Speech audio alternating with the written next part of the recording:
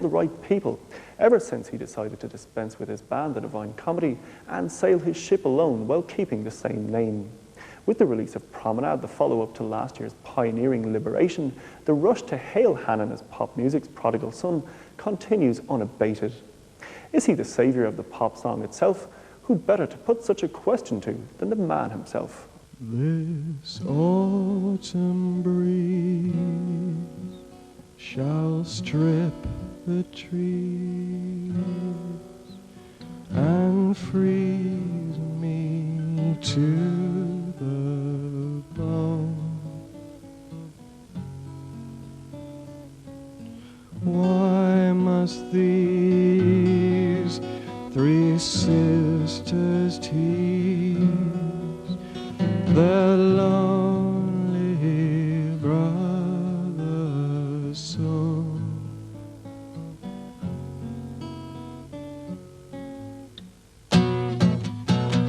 Knowledge is a curse, but ignorance is worse, I fear. Would you agree, my dear? I have watched you grow from the same seed as my own shall grow.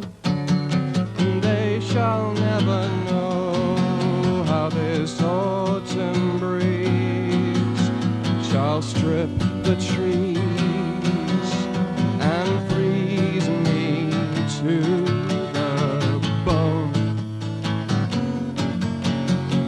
Why must these three sisters tease their lonely brothers so?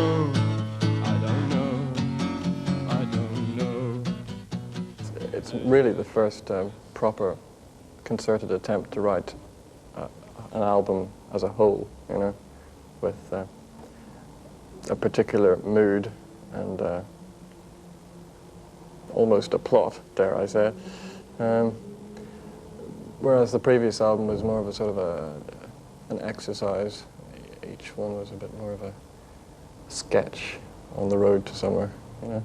But it's best to be over-ambitious, to aim high, and so that even if you don't quite hit the spot, you've got somewhere, you know. If you keep sort of aiming just a little bit above, you'll never get there, so you'll just keep going along on a flat plane of nothingness. So it's adventurous. And even if I only get halfway, it's worth it. I never get bored with my own music. But then I never listen to it once I've made it, so I'm just on to the next lot. Other people's music, I do find it very difficult to sit down and actually listen to other people's without thinking, I should have done such and such to that, you know, it'd be much better. It's just a hugely arrogant sort of thing to think, but can't help it. It's the price of being an artist.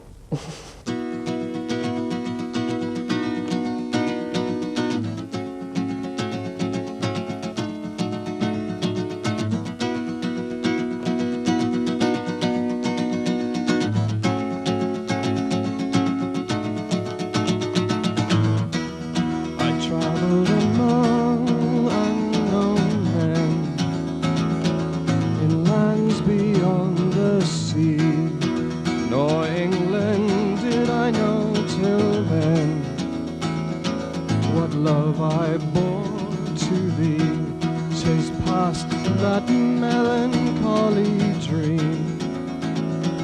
Nor will I quit thy shore a second time, for I still seem to love thee more and more.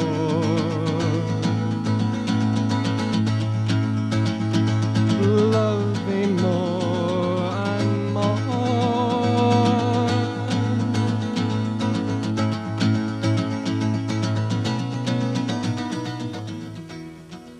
I've never worried about anybody apart from myself.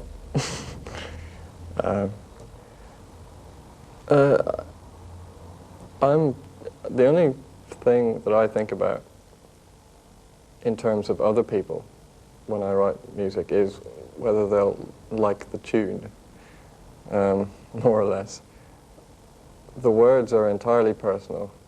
I mean, you might think they're not really very personal at all. They don't say much about Neil's life. But they do, in a way, but they're just the sort of little mundanities that nobody usually thinks of writing a song about. You know, like crashing a car. Although, I mean, hundreds of songs written about that, you know? Except I just approached it from a slightly different angle. Yeah, just little things that don't perhaps have much to do with boy meets girl, and therefore seem to be a little alien to some people for some reason. Who knows?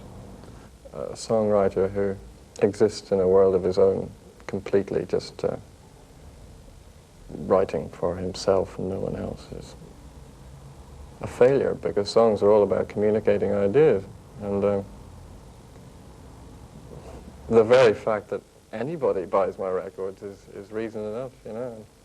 I'm mightily chuffed. Well, I think, you see, in the old days when my band was a real band, I used to get adversely influenced by any old thing, you know, and I'd just swing wildly from one style to another, and I'd never get anywhere. So I've more or less just weaned myself off contemporary music. I don't really listen to music at all, because I just find myself being influenced far too easily. I think 20 years of musical influence is enough for anybody, and it's all in there. It just has to sort of come out now in its own twisted form.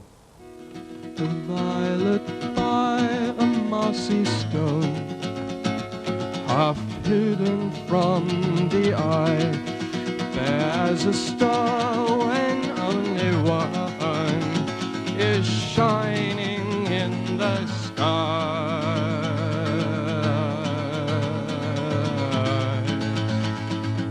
Shining in the sky.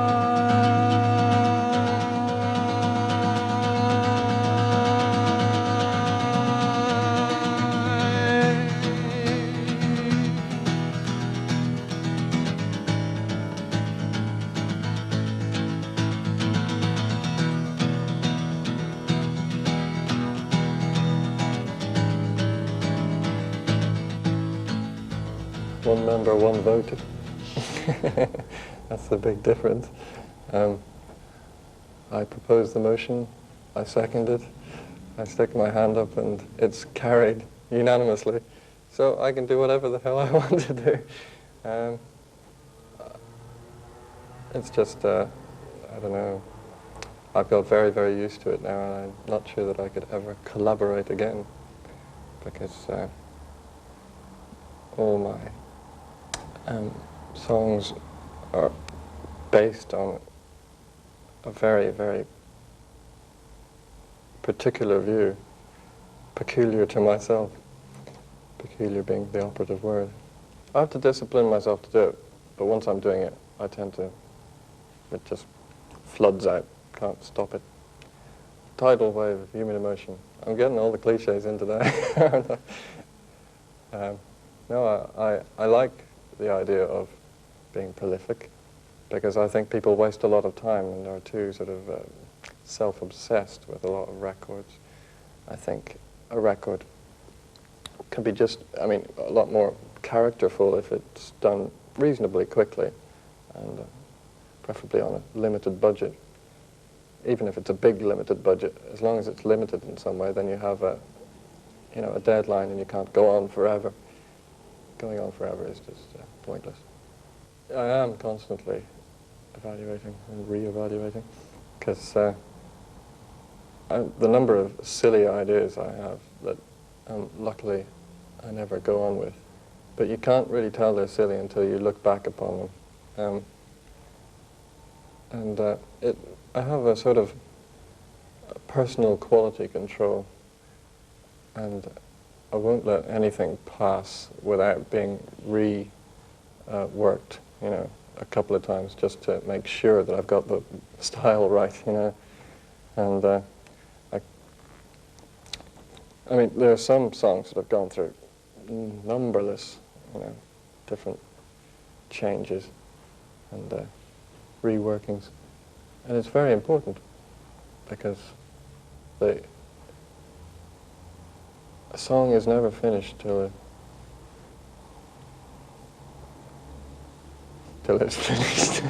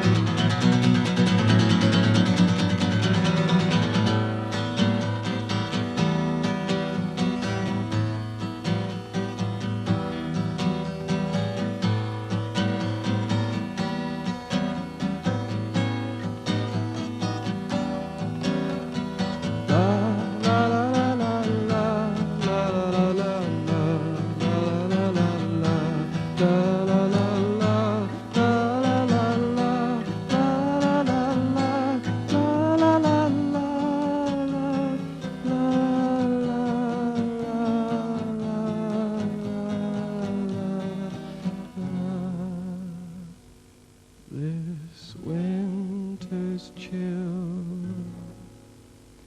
is with me still.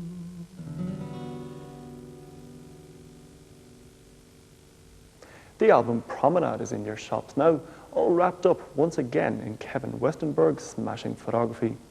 Last week,